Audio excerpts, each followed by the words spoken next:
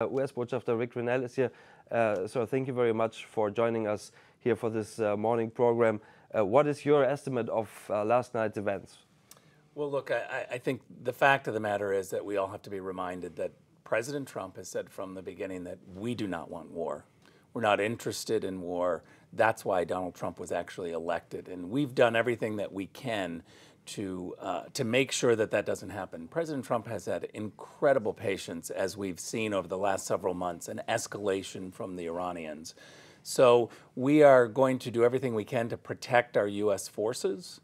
We are going to do everything that we can to make sure that our U.S. National security is safeguarded, that American diplomats are protected.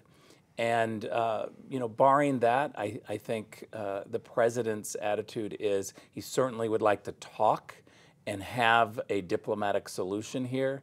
But we don't want war, and it's really up to the Iranians at this point. If they cross the red line of killing Americans, then I think they will be met, as President Trump said, with incredible pushback. It seems though, as they have tried last night to kill Americans, ballistic missiles is a serious escalation. It is something we have, as far as I remember, never seen in the past.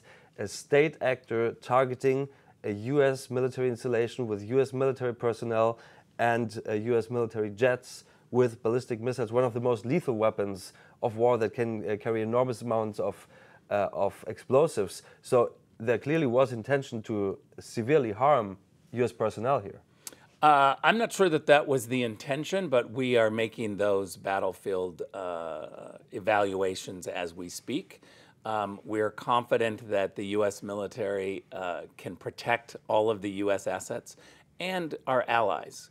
And so we are watching the situation very closely. But I think you are right, as you point out, to have Iran do this from Iran is extremely troubling, and that's why our Department of Defense is monitoring it very closely. The one thing, Julian, that you have to be sure of is that the American military is watching very closely, and we will not be surprised and we will not be deterred. Not be surprised is something we briefly need to talk about here. There was talk last night that the U.S. somehow had learned about these attacks in advance and brought their personnel on the bases into the bunkers. Were you surprised of this attack when it happened, or was it something that the U.S. military anticipated? Well, first of all, I'm not going to talk about any of the intelligence that we have or how we act on that. But let me just say that the fact of the matter is that several days ago, maybe even weeks, we began to make preparations for greater protection of U.S. assets. And so I think you can always be sure that we're prepared. But I also want to make sure that people understand that President Trump was elected to stop these wars. And we really have to concentrate on how America can bring our troops home and how we can not be in the middle of all these conflicts. That's where we are going, and that's what I want to leave your viewers with, is that we don't want these conflicts anymore. And what we have to be able to do is protect American national security. We will always do everything that we can to make sure that the American people and our allies are safe.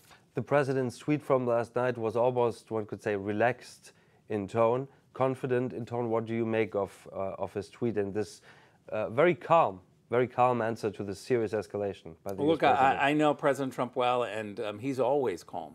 He's always someone who is going to take as much information as possible and make decisions that are best for the American public. And so that's what he's focused on, and he will have some more words this morning in Washington time. It will be interesting to see him and hear from him. Rick Grenell, thank you very much for joining us here this morning, and have a great day here in Berlin. Thank you very much.